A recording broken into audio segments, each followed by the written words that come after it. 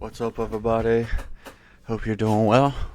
Welcome back. Hope you've had a good summer. It's been a bit crazy for me. It's been a while since I've been able to make a video, but here we are.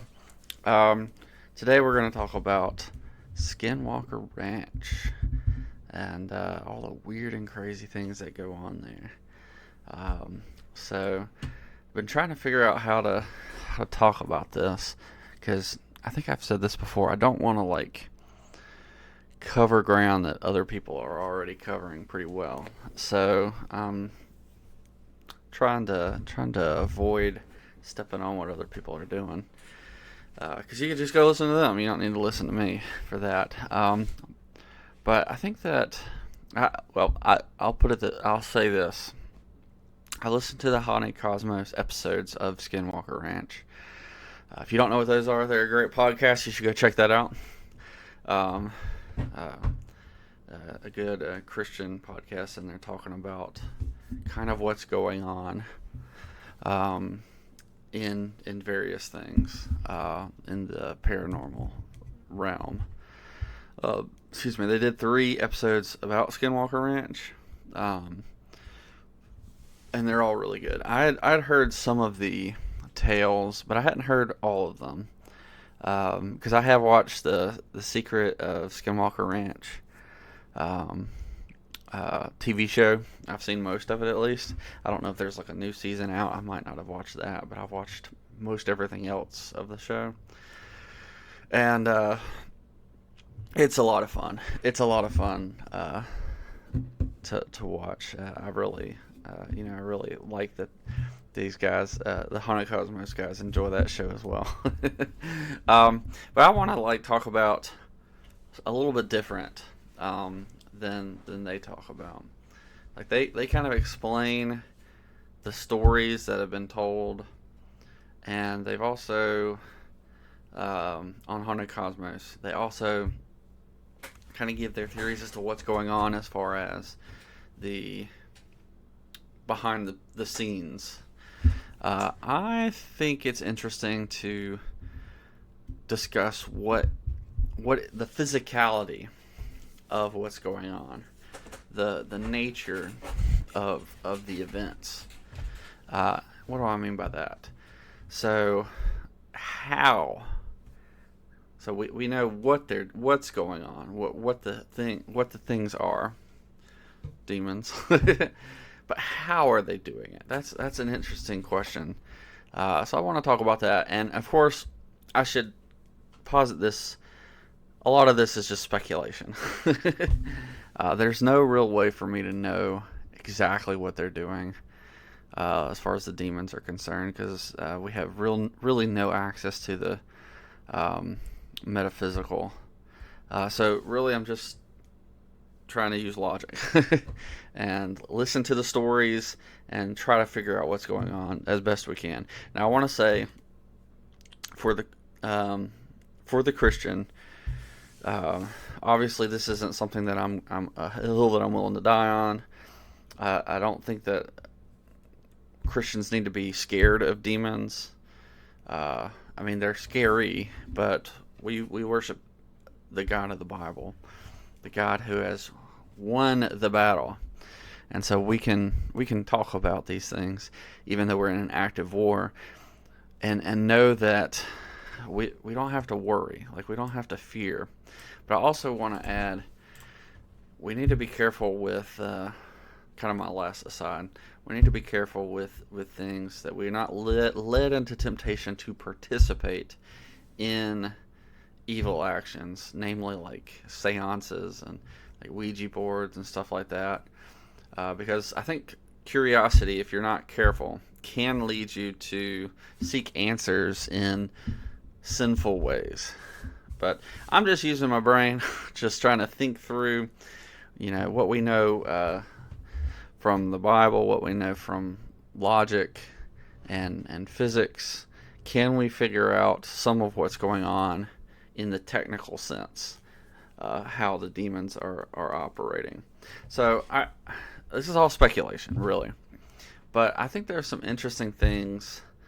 I'm going to play you a few parts from uh, different parts of the Haunted Cosmos. I'm going to try to keep them short because I want you to go listen to their podcast. I don't want to like do it off. I don't want to just listen to the whole podcast here.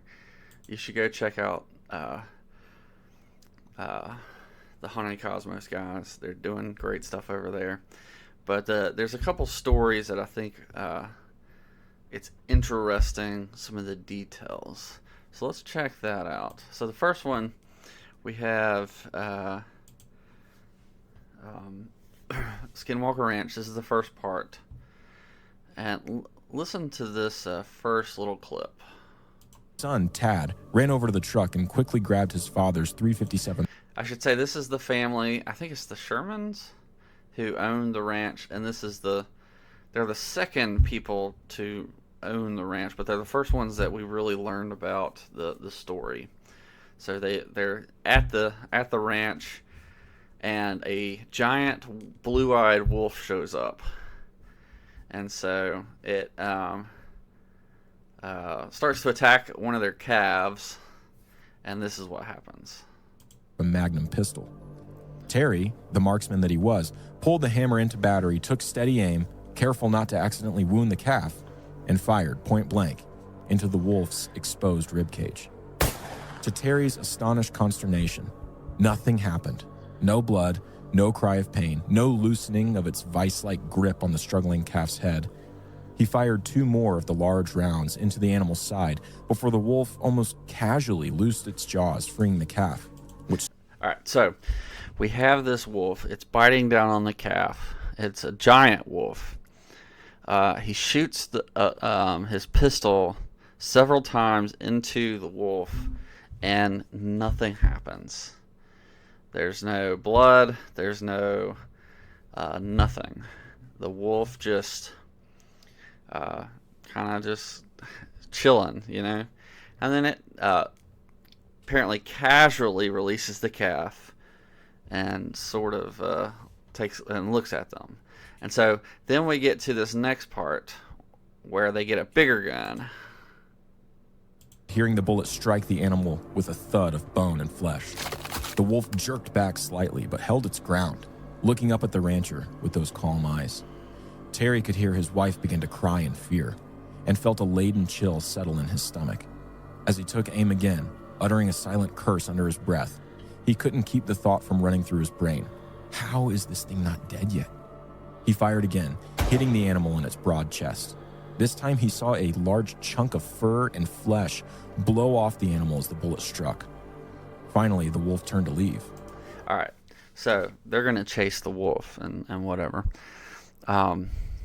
It's interesting, and there's one more part about this particular story I want to highlight. I think it's interesting that they shoot it with a regular pistol. Nothing happens.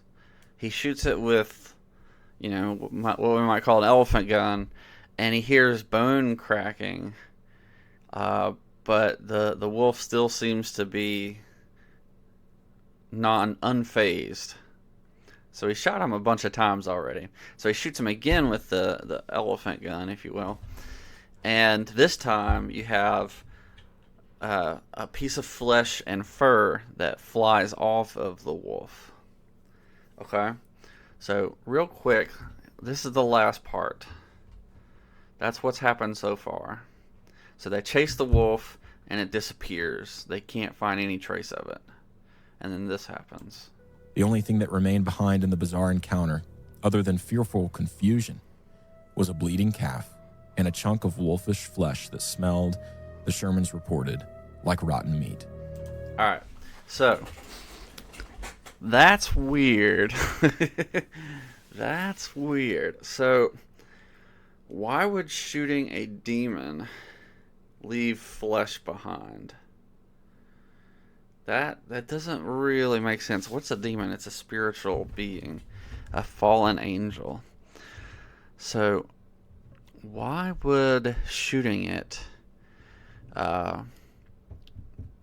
leave flesh behind. Now, if it was just a regular wolf, we would expect to see blood, right? So that's interesting. But there was no blood. Like shooting it several times, if it was just a wolf, that would have, very much chased it off. But this wolf has taken several shots, two of which were enormous, like high-powered shots, and it seems generally unaffected, even though like a huge part of its flesh is popped off. And so all they find, all that they found in remaining was a huge chunk of flesh that smelled like rotten flesh. So that's interesting. I find that interesting. Now, what's really interesting is, now I've listened to a lot of stories in the paranormal world, and I think if we're just gonna talk about the Haunted Cosmos guys, several times we've heard smelled like rotten flesh. I can't pinpoint all of them. It's been a while since I've listened to everything, but it's interesting how many cases where something smells like rotten flesh. I find that strange. So, if we want to hypothesize, we could say that, similar to the first episode where they talk about sea monsters that could have been possessed, is it possible that it was a wolf that was possessed and somehow manipulated to being a bigger wolf? I don't know. Or an immortal like wolf. What if the wolf was already dead and the demon was just animating its body? That's kind of weird. So, that in mind, let's go to the next part here. Let's see here.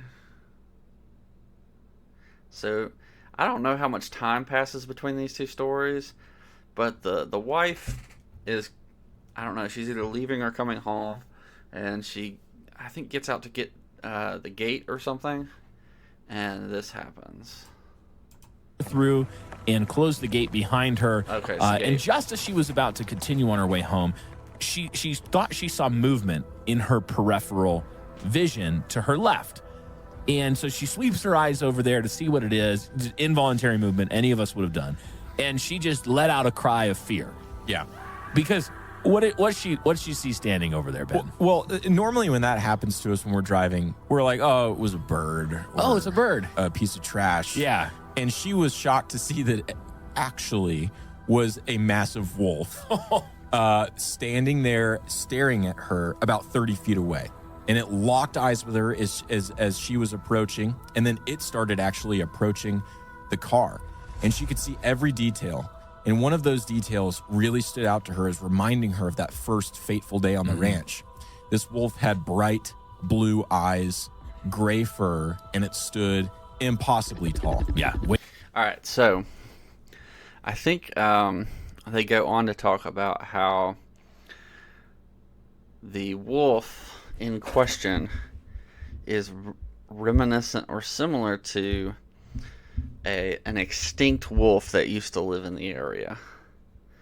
That those wolves were long extinct in the area, but this wolf seemed to be that breed, which is interesting.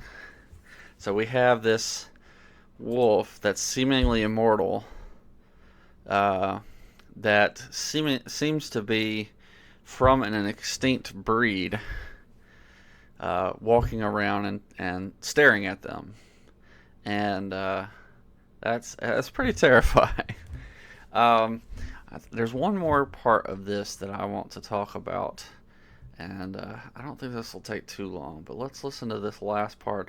So they're talking about the orbs that happen around, because there's a whole bunch of other stuff that happens on the ranch, and one of the things that had the Shermans leave was this story, probably.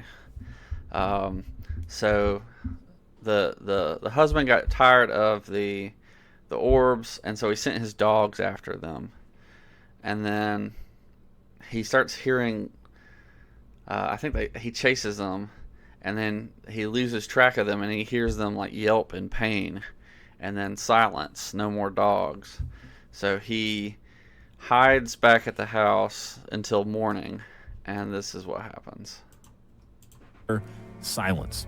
The dogs did not come back that night, but Terry, experienced hunter and outdoorsman though he was too frightened to go look that night. Somewhat ashamed of himself for being scared, Terry ended up staying up all night, basically just waiting for the dawn so he could go follow and see what had happened with this orb and with his dogs. At first light, he got his gun and cautiously made his way out into the tree line. And what he found there was one of the most mysterious and horrifying things that he encountered in all of the strangeness of the ranch. Sitting there in the small clearing, Terry found 3 concentric circles of pressed down grass. And in the middle of those circles, what he concluded couldn't be anything other than the remains of his dogs. But they did not look like dogs anymore. What it looked like was what he variously described as 3 greasy piles of like butter or oily black mush with chunks in it, with steaming in the dawn chill and heaped in the center there.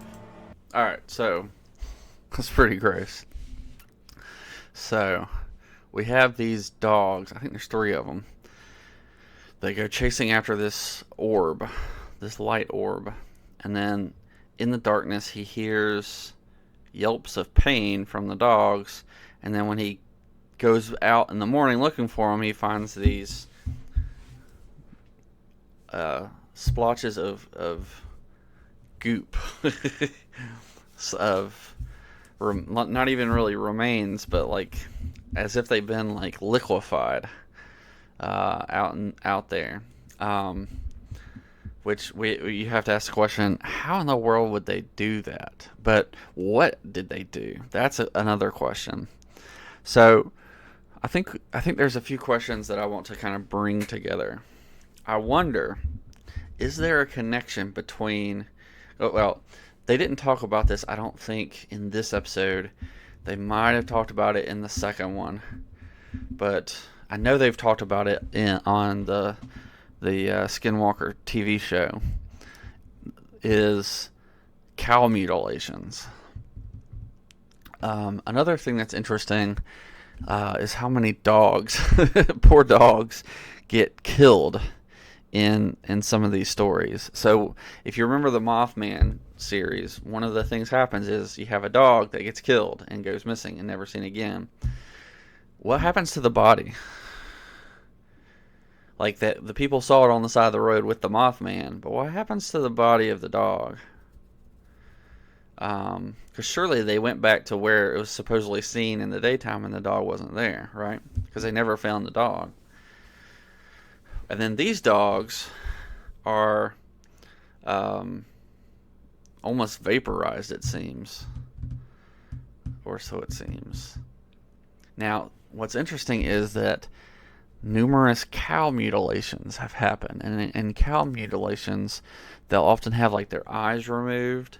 They'll have like organs removed, genitals removed.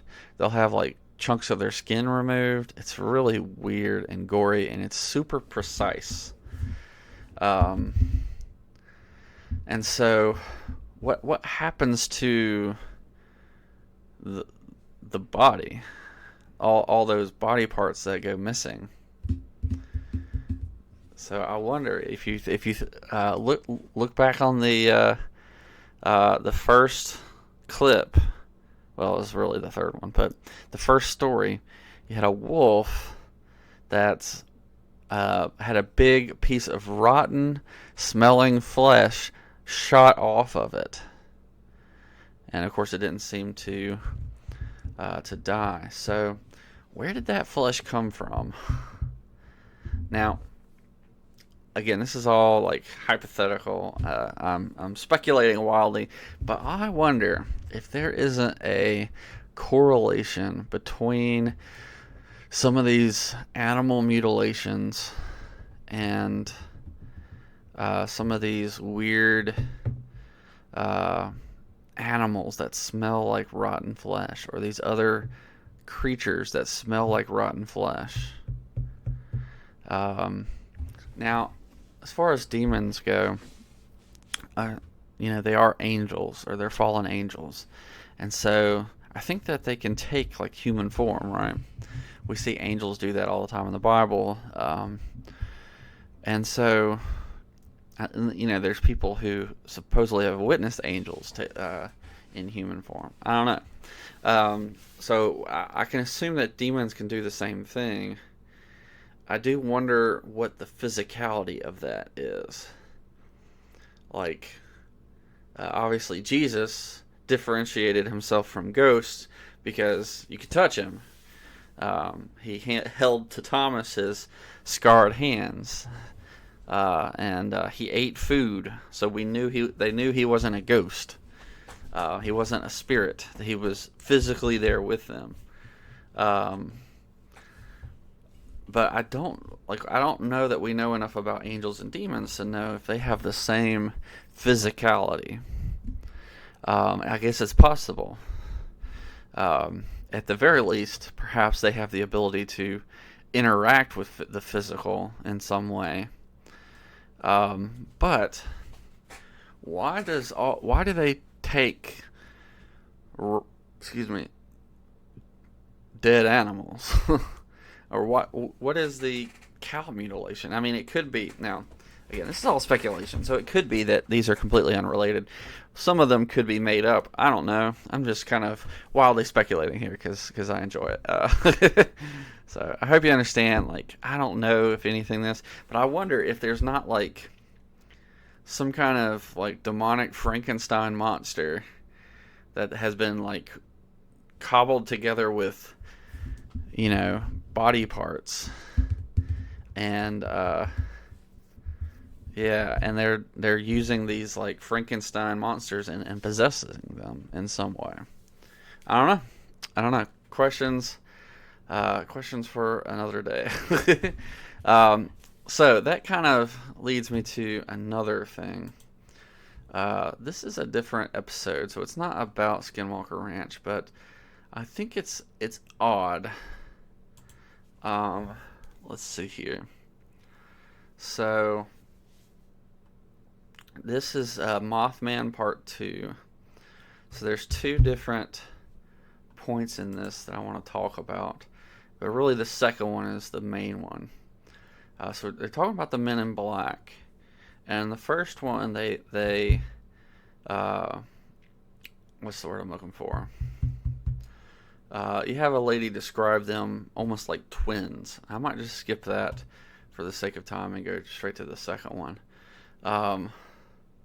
This lady describes these two men in black, and she describes them as if they have the same face. And so I wonder what the significance of that is. Like, if we're assuming that demons can take human form, because of their angelic origins, then it makes sense that they could take the same form, that they could both look basically identical. I don't know that is necessarily what they are. The Men in Black could be government agents, and they just looked like brothers. I don't know. But there's this weird one that they do at the end of the episode, where it almost, to me, has like that Frankenstein monster-esque feel to it. Now, let's listen to it real quick and tell me what you think. So this is Mothman. This is episode 3. Again, go listen to the whole podcast. It's really, really fun, really good. But just the description of this person, to use the term lightly, that's there. And so the man looked at the Christensen and said, "This will only take 40 minutes." He said as he removed his hat and revealed an unusual head, large and round, while his face seemed angular, pointed. He had black hair, which was closely cropped to his head, as if his head had been shaved and the hair was just growing in again. There was a perfectly round spot on the back of his head, as if that area had recently been shaved. His nose and mouth seemed relatively normal, but his eyes were large, protruding like thyroid eyes, and set wide apart. One eye appeared to have a cast, like a glass eye, and did not move in unison with its companion. Okay. Okay. Creepy. Edward Christensen told him at the outset that a mistake had been made, that he could not believe that anyone had left him any money. The man assured him that he might indeed be the Edward Christensen he was seeking, and in order to verify it, he would like to come and ask some questions. He removed his coat. There was a badge on his shirt pocket, which he quickly covered with his hand and removed, placing it an ordinary police badge or anything like that. Underneath his thin outer coat, he was wearing a short-sleeved shirt made of a Dacron-like material. His trousers were of a dark material, gray or black, and were a little too short. When he sat down, they rode high up his calves. He wore dark socks and dark shoes with unusually thick rubber soles. There it is. There it is again. Arlene and Connie were most fascinated by a strange feature on his leg. When he sat down, they could see a long, thick green wire attached to the inside of his leg. It came up out of his socks and disappeared under his trousers. At one point, it seemed to be indented into his leg and was covered by a large brown spot. Connie seemed to have studied him the most carefully and gave the best description. In many ways, this odd man shared the characteristics of Mary Hyer's tiny visitor of only a few days earlier. Mrs. Hyer said the little man had unusually pale skin, almost sickly white. This was the visitor we just referenced. Yes. Yeah, the man who is It's a different very story impressed that with the was ballpoint before pen. this. Yeah. So here we're getting these common denominator type things. Yep. The shoes, even saying that the general appearance of the skin always comes up as an unnatural pale white or Yep. almost transparent white. Yep. All right, so they go on to describe it more.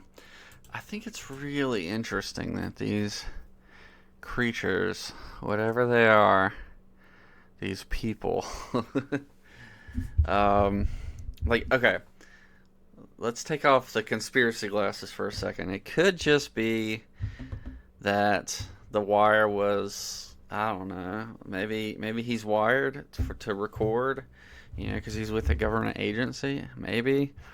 But like this pale skin, this really weird description of his eyes and this circle on his head, and it's so weird. There are weird people out there. I mean, I've been to Walmart after dark. It is an interesting world full of interesting people.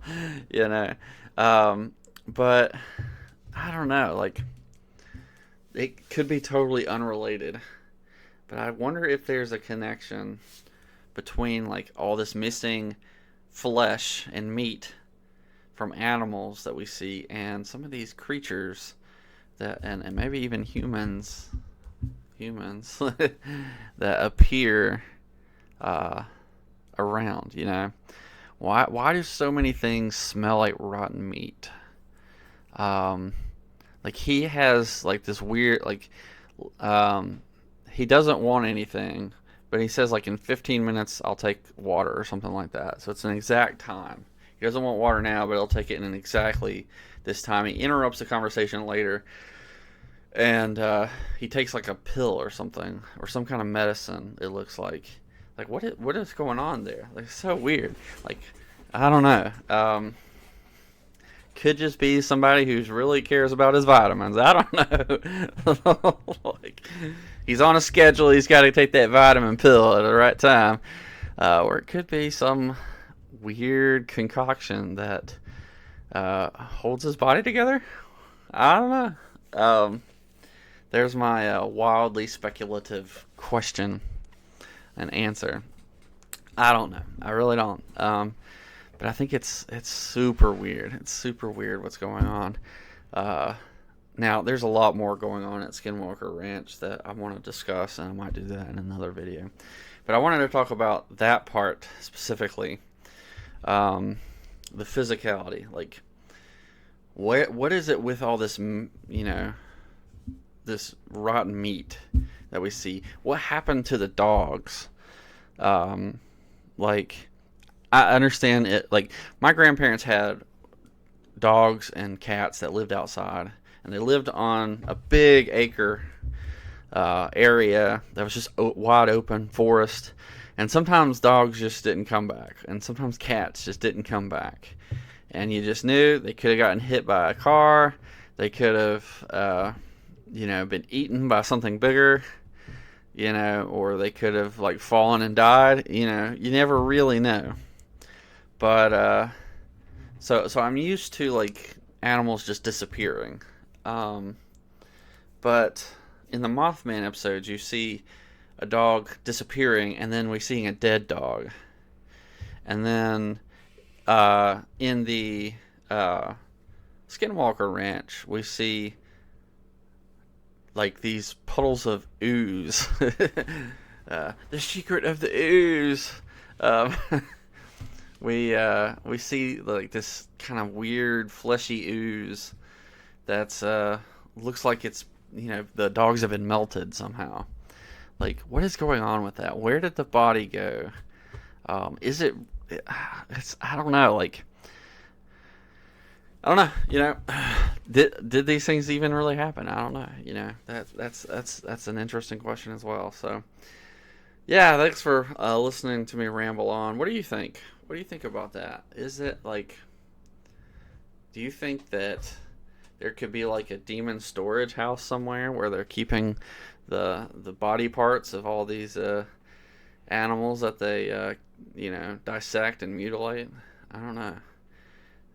Where did the body of the wolf, the gray wolf with blue eyes, come from? Like, is that just like a demon taking on wolf form, or is there more to it? Interestingly, what is something we see in, I don't know if this is Hollywood, but I've heard stories from Native Americans about spirit gods, or the spirits, that manifest as wolves. And you have other animals who like birds and stuff. You know, it's really interesting. So, what if that wolf that they saw was the same type of demon that appeared to the ancients, in the same form? And what kind, like, how did he do that? Like, what was the, like, nature of how he did that? That's the question I want to ask. Let me know what you think in the comments. I know I threw that last connection in there kind of at the end, but it's really interesting to see some of these connections. I really like the Haunted Cosmos guys because they make a lot of connections to things that I would have never thought of. But especially like the Grim Reaper being connected with the Hat Man. I thought that was crazy. Never thought of that connection. But I really like how they tie the historical narratives to the present. And yeah, so it's so intriguing. But yeah, let me know what you think. I'll probably do another video talking about some of the other things that happened at Skinwalker Ranch. I think it's really fascinating. Really, I think, you know, the paranormal is interesting. God has really created a very interesting world, and it's really interesting some of the things that demons do, like in history, in the present.